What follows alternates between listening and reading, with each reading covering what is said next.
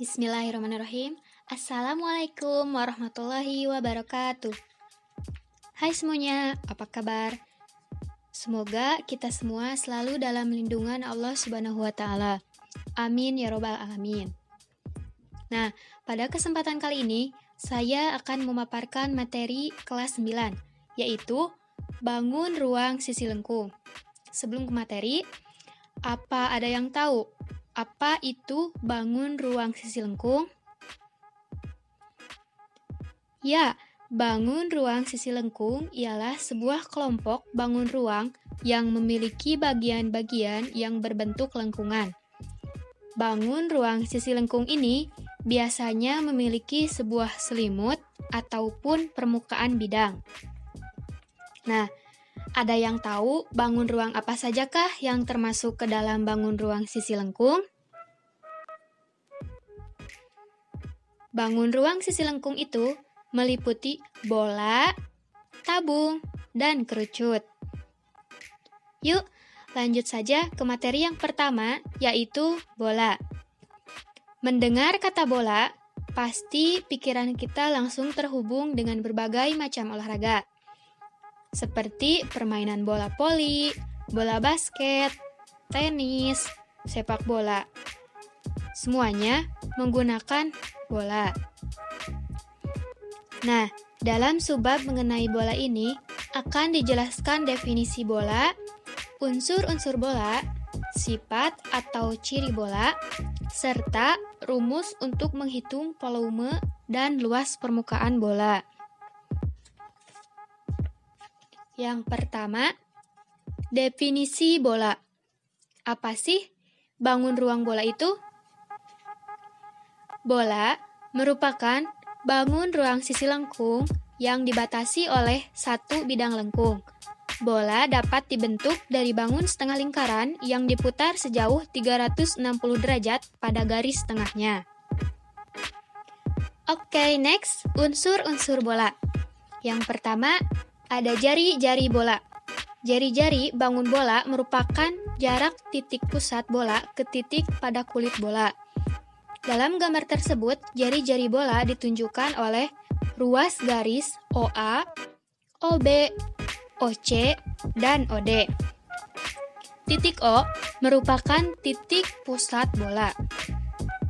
Yang kedua, diameter bola. Diameter bola merupakan ruas garis yang menghubungkan dua titik pada sisi bola yang melalui titik pusat bola. Dalam gambar tersebut, diameter bola ditunjukkan oleh garis AB dan CD. Yang selanjutnya, sisi bola. Sisi bola adalah kumpulan titik yang memiliki jarak yang sama terhadap titik O. Sisi tersebut dinamakan selimut atau kulit bola. Ruas-ruas garis pada selimut bola yaitu ACBDA, dinamakan garis pelukis bola. Kemudian, ada 5 sifat atau ciri bola, yaitu yang pertama, bola hanya memiliki satu sisi. Bola tidak memiliki rusuk. Bola hanya memiliki satu titik pusat. Kemudian, bola tidak memiliki titik sudut. Bola memiliki jari-jari yang sangat banyak atau tak terhingga, dan semuanya sama panjang. Yang selanjutnya, ada rumus untuk menghitung volume dan ruas permukaan bola. Rumus untuk menghitung volume bola yaitu 4/3 dikali V dikali R pangkat 3. Sedangkan rumus untuk menghitung luas permukaan bola adalah 4 dikali V dikali R pangkat 2. Nah, di sini ada contoh soalnya. Luas permukaan suatu bola adalah 616 cm pangkat 2. Hitunglah volumenya. Di sini dikasih tahu luas permukaannya bola tersebut adalah 616 cm pangkat 2. Kita diperintahkan untuk menghitung volumenya. Prinsipnya itu mudah. Di rumus volume itu kan kita butuh R atau jari-jarinya. Maka kita cari R-nya terlebih dahulu dengan menggunakan rumus luas permukaannya. Nah, rumus luas permukaan bola itu kan L sama dengan 4 dikali V dikali R pangkat 2. L-nya 616 sama dengan 4 dikali 22/7 dikali R pangkat 2. Nah, kenapa V-nya 22/7? Karena dilihat dari nilai luasnya yaitu 616. Itu kan kelipatan 7. Nah, di sini ada yang bisa disederhanakan. 616 dibagi 22 menjadi 28. Nah, 28 sama dengan 4/7 dikali R pangkat 2. Nah, ada yang bisa disederhanakan lagi. 28 dibagi 4 menjadi 7. Lalu, 7 yang di ruas kanan berpindah ke ruas kiri menjadi 7 pangkat 2 sama dengan R pangkat 2. Nah, menghasilkan nilai R-nya itu sama dengan 7. Kalau sudah ketemu nilai R-nya, maka kita bisa langsung menghitung volumenya. V sama dengan 4/3 dikali V dikali R pangkat 3. Nah, langsung saja kita substitusikan nilai V dan R-nya. 4/3 dikali 22/7 dikali 7 dikali 7 dikali 7. Nah, di sini ada yang bisa disederhanakan. 7 dibagi 7 sama dengan 1 boleh dicoret. Menjadi 4/3 dikali 22 dikali 49. Menghasilkan 4.312/3. Sama dengan 1437,33 cm pangkat 3. Jadi, volume bola tersebut adalah 1437,33 cm pangkat 3. Next, materi kedua yaitu tabung. Dalam kehidupan sehari-hari, sering kita jumpai barang yang berbentuk tabung, misalnya kaleng susu, ember, celengan, dan gelas. Nah, dalam subbab materi mengenai tabung ini juga akan dijelaskan mengenai definisi tabung, unsur-unsur tabung, sifat atau ciri tabung, serta rumus untuk menghitung volume dan luas permukaan tabung. Nah, apa sih bangun ruang tabung itu? Tabung atau biasa disebut juga dengan silinder adalah bangun ruang 3 dimensi yang dibentuk oleh 2 buah lingkaran identik yang sejajar dan sebuah persegi panjang yang mengelilingi kedua lingkaran tersebut. Next, ada 5 unsur-unsur tabung, yaitu yang pertama, sisi alas, yaitu sisi yang berbentuk lingkaran dengan pusat P1 pada gambar, dan sisi atas yaitu sisi yang berupa lingkaran dengan pusat P2 pada gambar. Yang kedua, selimut tabung adalah sisi lengkung tabung pada gambar ditunjukkan oleh sisi atau bagian yang tidak diarsir. Yang ketiga, diameter lingkaran alas, yaitu ruas garis AB pada gambar dan diameter lingkaran atas, yaitu ruas garis CD pada gambar. Yang keempat, jari-jari lingkaran alas atau R, yaitu garis P1A dan P1B pada gambar, serta jari-jari lingkaran atas atau R, yaitu ruas garis P2C dan P2D pada gambar.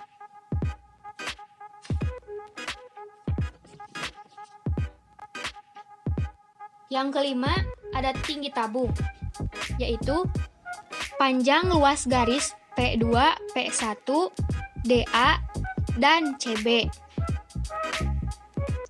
Kemudian, ada ciri atau sifat tabung.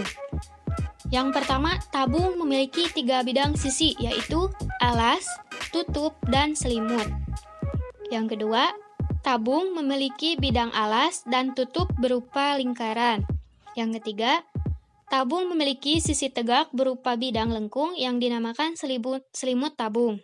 Yang keempat, memiliki 2 rusuk, yaitu rusuk alas, dan rusuk tutup.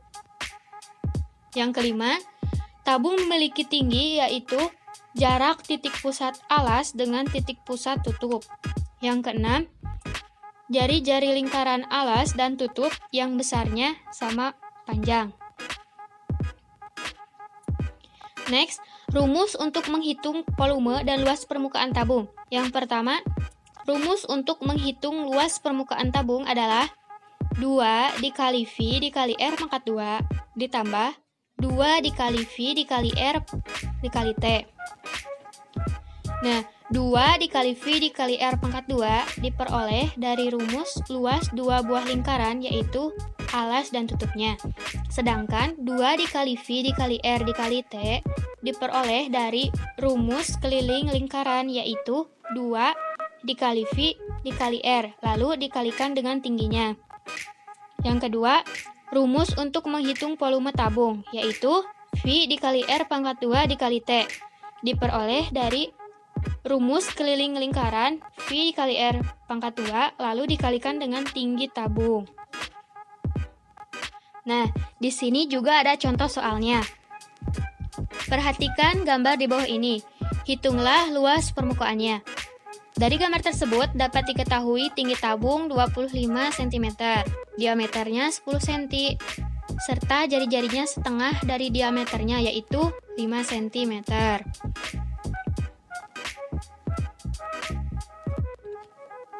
Dalam hal ini, kita harus mengidentifikasi gambar tersebut. Ada berapa bangun yang harus dihitung? Nah, di sini ada 3 langkah untuk mencari luas permukaan setengah tabung tersebut. Yang pertama, kita harus mencari luas 2 buah setengah lingkaran, yang berarti itu kalau disatukan menjadi 1 buah lingkaran utuh. Yang pertama, luas lingkaran, yaitu V dikali R pangkat 2 sama dengan V dikali 5 pangkat 2 sama dengan 25 V cm pangkat 2. Yang kedua, kita harus mencari luas persegi panjang pada gambar itu yang berwarna kuning. Luas persegi panjang adalah panjang dikali lebar, yang berarti 10 dikali 25 sama dengan 250 cm pangkat 2. Yang ketiga, kita harus mencari luas tengah selimut tabung. Luas tengah selimut tabung adalah setengah dikali 2 dikali V dikali R dikali T. Nah, di sini ada yang bisa disederhanakan, yaitu 2 dibagi 2 sama dengan 1. Menjadi V dikali 5 dikali 25 sama dengan 125 V cm pangkat 2. Kemudian, hasil ketiganya dijumlahkan menjadi 150 V ditambah 250 cm pangkat 2. Nah, untuk mencari nilai atau luas keseluruhan yang sebenarnya, maka kita tinggal mensubstitusikan nilai V-nya, yaitu 3,14. 150 dikali 3,14 cm pangkat 2 ditambah 250 cm pangkat 2 sama dengan 471 cm pangkat 2 ditambah 250 cm pangkat 2 menghasilkan 721 cm pangkat 2. Nah, jadi luas permukaan bangun ruang setengah tabung tersebut adalah 721 cm pangkat 2. Oke, next ke materi yang terakhir yaitu kerucut. Adakah yang bisa menyebutkan barang dalam kehidupan sehari-hari yang berbentuk kerucut? Ya, di antaranya ada nasi tumpeng, topi ulang tahun, corong es krim, caping, dan masih banyak yang lainnya. Dalam subbab kali ini, ada 5 penjelasan mengenai kerucut, yaitu definisi kerucut, unsur-unsur kerucut, sifat atau ciri kerucut, serta rumus untuk menghitung volume dan luas permukaan kerucut. Nah, apa itu bangun ruang kerucut? Kerucut adalah bangun ruang yang dibatasi oleh sebuah sisi lengkung dan sebuah sisi alas berbentuk lingkaran. Nah, ada 6 unsur-unsur pada kerucut. Di antaranya, yang pertama, bidang alas, yaitu sisi yang berbentuk lingkaran. pada gambar ditunjukkan oleh daerah yang diarsir. Yang kedua, diameter bidang alas atau D, yaitu ruas garis AB pada gambar. Yang ketiga, jari-jari bidang alas atau R, yaitu garis OA dan garis OB pada gambar. Yang keempat, tinggi kerucut atau T, yaitu jarak dari titik puncak kerucut ke pusat bidang alas pada gambar ditunjukkan oleh ruas garis CO. Yang kelima, selimut kerucut, yaitu bidang lengkung atau sisi kerucut yang tidak diarsir pada gambar. Yang keenam, garis pelukis atau S, yaitu garis-garis pada selimut kerucut yang ditarik dari titik puncak C ke titik-titik pada keliling lingkaran. Contohnya dalam gambar ditunjukkan oleh garis CA, CB, dan CD. Next, ada 5 sifat atau ciri kerucut. Di antaranya, yang pertama, kerucut memiliki 2 sisi, yaitu sisi alas dan sisi selimut. Yang kedua, kerucut memiliki alas berbentuk lingkaran. Yang ketiga, kerucut juga memiliki 1 rusuk lengkung. Yang keempat, kerucut memiliki 1 titik puncak. Yang kelima, kerucut memiliki garis pelukis. Kemudian, rumus untuk menghitung volume dan luas permukaan kerucut. Yang pertama, rumus luas permukaan kerucut adalah V dikali R pangkat 2 ditambah V dikali R dikali S. Diperoleh dari rumus luas lingkaran atau alasnya, yaitu V dikali R pangkat 2, serta V dikali R dikali S adalah luas selimutnya. Yang kedua, rumus volume kerucut adalah 1/3 dikali V dikali R pangkat 2 dikali T. Selanjutnya, ada contoh soal mengenai kerucut. Perhatikan gambar di bawah ini. Hitunglah luas permukaan kerucut jika sudut POQ adalah siku-siku. Yang pertama, terlebih dahulu yang harus kita perhatikan yaitu bentuk alasnya. Alasnya tidak berbentuk lingkaran utuh. Pada soal disebutkan jika sudut POQ adalah sudut siku-siku, yang berarti sudut siku-siku besarnya 90 derajat. Karena jumlah sudut lingkaran utuh itu ada 360 derajat, maka tinggal kita kurangkan saja keduanya, yaitu 360 derajat dikurangi 90 derajat sama dengan 270 derajat. Nah, 270 derajat itu 3/4 bagiannya dari lingkaran utuh, diperoleh dari 270 derajat per 360. Disederhanakan masing-masing dibagi 90 derajat menghasilkan 3/4. Pertama-tama, kita menghitung luas alasnya. Luas alas sama dengan 3/4 dikali V dikali R pangkat 2. Sama dengan 3/4 dikali V dikali 8 dikali 8. Nah, di sini ada yang bisa disederhanakan. 8 dengan 4 boleh dicoret. 8 dibagi 4 sama dengan 2. Menjadi 3 dikali 2 dikali 8 sama dengan 48 V cm pangkat 2. Kedua, kita harus menghitung 2 buah segitiga yang berwarna biru. Luas 2 buah segitiga yaitu setengah dikali alas dikali tinggi atau setengah dikali A dikali T dikali 2. Nah, setengah dikali 8 dikali T dikali 2. Karena nilai T-nya belum diketahui, maka kita harus mencarinya terlebih dahulu dengan menggunakan rumus Pythagoras, yaitu S pangkat 2 sama dengan R pangkat 2 ditambah T pangkat 2. Nah, diketahui nilai S-nya sama dengan 10 dan nilai R-nya sama dengan 8. Kemudian disubstitusikan. 10 pangkat 2 sama dengan 8 pangkat 2 ditambah T pangkat 2. 100 sama dengan 64 ditambah T pangkat 2. 100 dikurangi 64 sama dengan T pangkat 2. Nah, jadi 64-nya dipindah ruaskan ke sebelah kiri. Jadi 100 dikurangi 64 sama dengan 36, sama dengan T pangkat 2. Nah, jadi nilai T-nya sama dengan 6 cm. Jika sudah diketahui nilai T-nya, maka langsung kita substitusikan ke dalam rumus yang tadi. Setengah dikali 8 dikali 6 dikali 2. Nah, di sini ada yang bisa disederhanakan. 2 dengan 2 boleh dicoret. 2 dibagi 2 sama dengan 1. Jadi sisanya 8 dikali 6 sama dengan 48 cm pangkat 2. Ketiga, mencari luas selimutnya. Rumusnya 3/4 dikali V dikali R dikali S. Sama halnya dengan alasnya, selimutnya pun dikali dengan 3/4. Menjadi 3/4 dikali V dikali 8 dikali 10. Nah, di sini ada yang bisa disederhanakan. 8 dengan 4 boleh dicoret. 8 dibagi 4 sama dengan 2.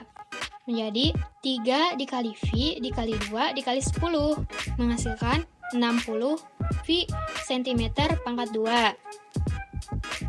Kemudian, hasil ketiganya dijumlahkan menjadi 108 V ditambah 48 cm pangkat 2. Nah, untuk mencari nilai atau luas permukaannya, kita dapat mensubstitusikan nilai V-nya 3,14. 108 dikali 3,14 cm pangkat 2 ditambah 48 cm pangkat 2. Menghasilkan 339,12 cm pangkat 2 ditambah 48 cm pangkat 2. Sama dengan 387,12 cm pangkat 2. Jadi, luas permukaan 3/4 kerucut tersebut adalah 387,12 cm pangkat 2. Nah, yang terakhir adalah soal bonus. Soal bonus ini untuk mengukur sejauh manakah pemahaman pada materi kali ini. Nah, di sini ada soal. Ke dalam tabung berisi air setinggi 30 cm. Dimasukkan 6 bola besi yang masing-masing berjari-jari 7 cm. Jika diameter tabung 28 cm, maka tinggi air dalam tabung setelah dimasukkan 6 bola besi adalah.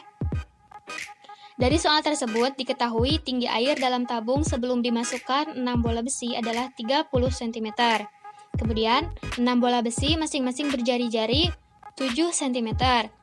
Diameter tabungnya yaitu 28 cm. Kemudian ditanyakannya, berapakah tinggi air dalam tabung setelah dimasukkan 6 bola besi tersebut?